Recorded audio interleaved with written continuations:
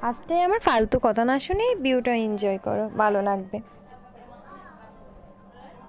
এটা হচ্ছে আমাদের এখানে সানসেট হলে একটা অনেক সুন্দর ভিউ দেখা যায়, ভাবলাম তোমাদেরকেও দেখায়।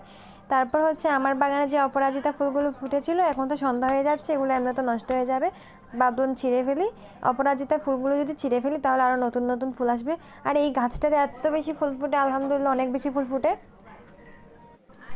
এত ফুল ফুটে প্রত্যেক দিন অন্তত 4-5-6টা ফুল ফুটে। অপরাজিতা একটা গাছে এতগুলো ফুল ফুটে আমি জীবনেও দেখিনি, আমার ফার্স্ট টাইম আমার বাগানে অপরাজিতা ফুল গাছে এত ফুল ফুটে। তো আমি সবগুলো ছিঁড়ে নিচ্ছি, আরও খুঁজতেছিলাম যে আর ফুল আছে কিনা, লুকিয়ে থাকে ফুলগুলো, এখানে আমি লজ্জা পেয়ে।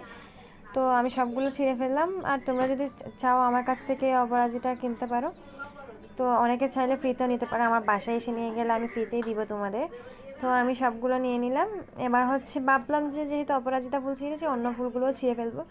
এই যে দেখো আমার এই গোলাপ গাছগুলোতে কুড়ি চলে এসেছে, আর এই লজ্জাপতিটা দেখো কোথায় লুকিয়ে আছে। যাই হোক, এইগুলো দুটোই আমি ছাড়া করেছিলাম, আমার কাছে 3টা গোলাপ গাছ আছে। ভাবলাম এই নয়নতারাগুলো যেহেতু নিচে পড়ে আছে, কুড়িয়ে নিই। সবগুলো কুড়িয়ে নিলাম। আর হচ্ছে আমার গাছ থেকে না ফুল ছিঁড়তে একটু কষ্ট লাগে, তাই আমি ছিঁড়িও না ফুল, এরকম মাঝে মাঝে ছিঁড়ি।